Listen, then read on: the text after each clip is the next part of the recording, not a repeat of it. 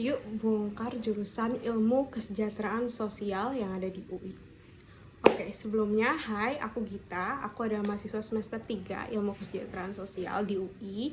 Dan gue mau awalnya mengasumsikan nih kalau kalian adalah anak SMA yang mau masuk universitas. Nah, sebelumnya, untuk mengenal KESOS dulu, sebenarnya KESOS itu berdekatan sama mata pelajaran waktu SMA yang selama 3 semester ini aku pelajari.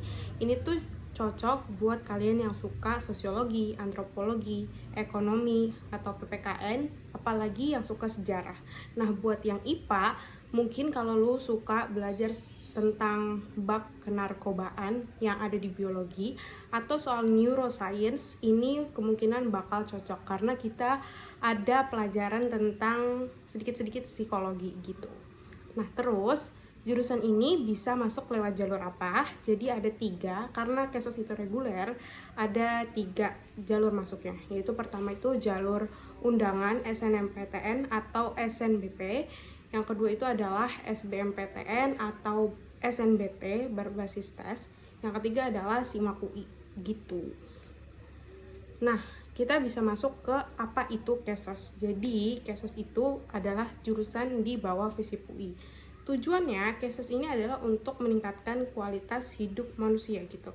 Jadi kan ini jurusan yang mungkin kayak kualitas hidup tuh ditingkatkan dengan apa gitu ya. Kita mungkin tahu gitu ada BPJS untuk menjamin kesehatan kita, atau mungkin KIP yang akhirnya itu tujuannya untuk menyetarakan akses pendidikan gitu. Nah, itu tuh sebenarnya cara-cara untuk meningkatkan kualitas hidup manusia gitu. Nah, lebih jauhnya lagi sebenarnya jurusan ini deket sama istilah namanya intervensi sosial yang ada 3 level, yaitu mikro, meso, dan makro. Mungkin bahasa ini tuh susah banget untuk kita tahu. Pas awal tuh semester tuh kayak maksudnya mikro tuh apa gitu ya. Jadi kita bedah satu-satu.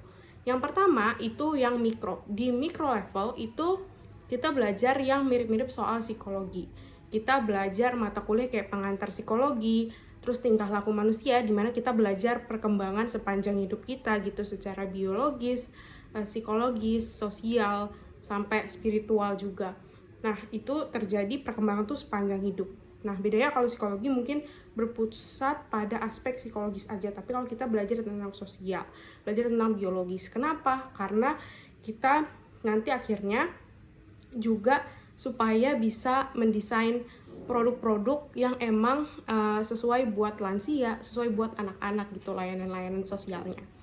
Terus juga kita belajar tentang gimana caranya melakukan konseling melalui metode intervensi individu dan keluarga. Yang kedua, di level meso. Meso itu komunitas. Jadi, kita belajar mengembangkan suatu komunitas. Mungkin kita tahu kegiatan-kegiatan sosial kayak volunteer dari kita bisa. Atau mungkin kegiatan kerelawanan gitu. Misalkan clean up kayak dari Pandawara gitu. Nah, sebenarnya itu tuh punya metode yang lebih panjang, namanya intervensi sosial gitu.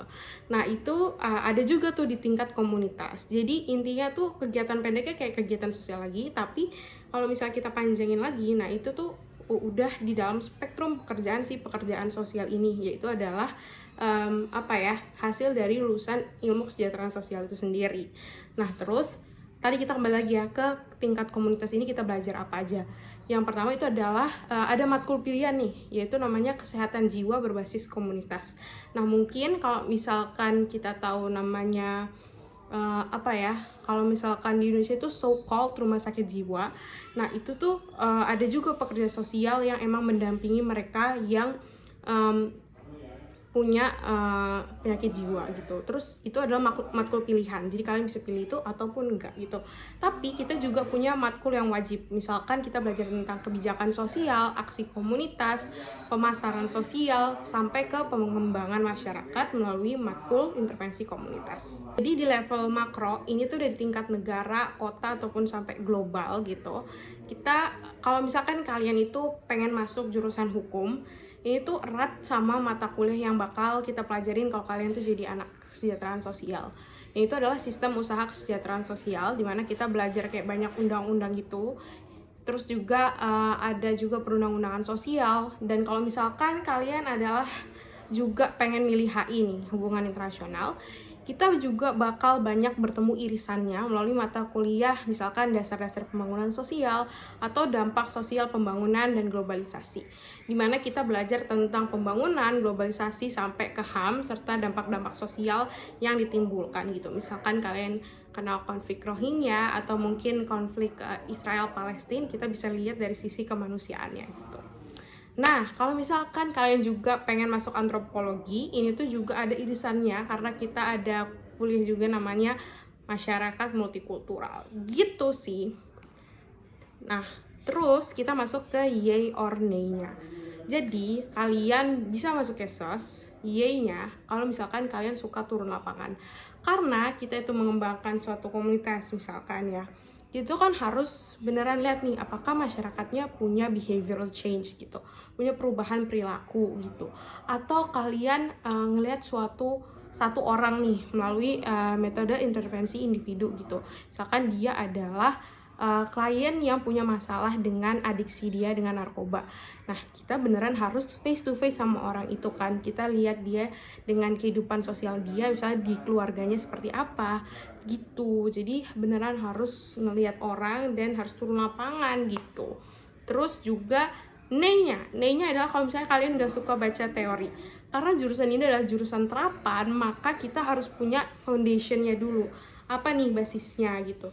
Jadi kita punya mata kuliah namanya Teori Kesejahteraan Sosial Dasar, di mana kita belajar model-model dari kesejahteraan di berbagai negara gitu. Misalkan di Amerika itu dia tuh sifatnya cuman menghandle mereka yang sangat miskin gitu. Tapi kalau misalkan yang middle atau mereka yang nggak miskin-miskin banget, atau misalkan dia yang di kelas tengah, tapi misalkan mereka itu sebenarnya punya masalah sosial gitu. Tapi sebenarnya kalau Amerika itu hanya pusatnya menghandle mereka yang paling miskin. Kalau misalnya di Indonesia itu kita itu sangat mengutamakan yang namanya demokrasi sosial, di mana setiap orang itu harus punya partisipasinya masing-masing untuk memperoleh kesejahteraan di satu negara itu gitu. Itu makanya kita punya BPJS yang bisa diperoleh dari orang yang kaya juga, tapi orang yang miskin juga dia punya porsinya sendiri tuh untuk menyumbang ke negara gitu. Ataupun yang paling miskin banget itu juga tanggungan negara gitu. Jadi nggak cuman men-tackle pusat yang ke miskin banget doang gitu misalkan. Nah, itu soal teorinya tuh sedikit. Nah, lanjut ke nay-nya yang berikutnya adalah kalau misalnya kalian nggak suka jurusan esai, nggak suka ujian esai, maka KESOS akan sebenarnya banyak menyajikan ujian yang esai gitu. Tapi kalau misalnya kalian sukanya yang model pilihan ganda, misalkan kayak cuman tanya-tanya soal rumus hitungan gitu, mungkin kalian lebih cocoknya ke FEB kali ya gitu. Itu panas banget guys. Lanjut. Yay kalau misalkan kalian suka jurusan terkait. Misalkan tadi kan gue udah nyebut soal hukum, psikologi, HI. Menurut gue yay aja sih buat masuk KESOS karena ini jurusan lumayan underrated, tapi dari prospek kerja itu sendiri menurut gue sangat luas dan pekerjaan itu menyenangkan gitu sih menurutku. Nah, terus Y-nya lagi adalah kalau misalkan kalian suka kegiatan sosial. Jadi kalau misalnya kalian suka kegiatan sosial serupa, itu menurutku sangat asik banget nih karena kalian bisa menaruh pengalaman-pengalaman kalian dalam kuliah-kuliah itu sendiri. Terus kita lanjut ke prospek kerjanya. Prospek kerja di jurusan KESOS adalah pertama adalah konselor. Walaupun kalian harus punya sertifikasi lagi buat melaksanakan konseling secara profesional itu sendiri, tapi kalian juga bisa menjadi seorang konselor gitu. Bisa juga kalian S2-nya itu psikologi gitu, master degree-nya. Dosen aku juga ada. Dan menurut aku itu nambah poin juga nih kalau misalkan kalian datang dari KESOS karena spektrum dari masalahnya itu sendiri itu udah semakin besar gitu. Terus juga kerja di NGO. Mungkin kalian tahu NGO di Indonesia yang paling terkenal itu apa ya? And that's all from me, and thank you so much for watching this till the end. I hope to see you soon di KESOS, dan jangan lupa sapa aku kalau misalnya kalian masuk situ. Bye!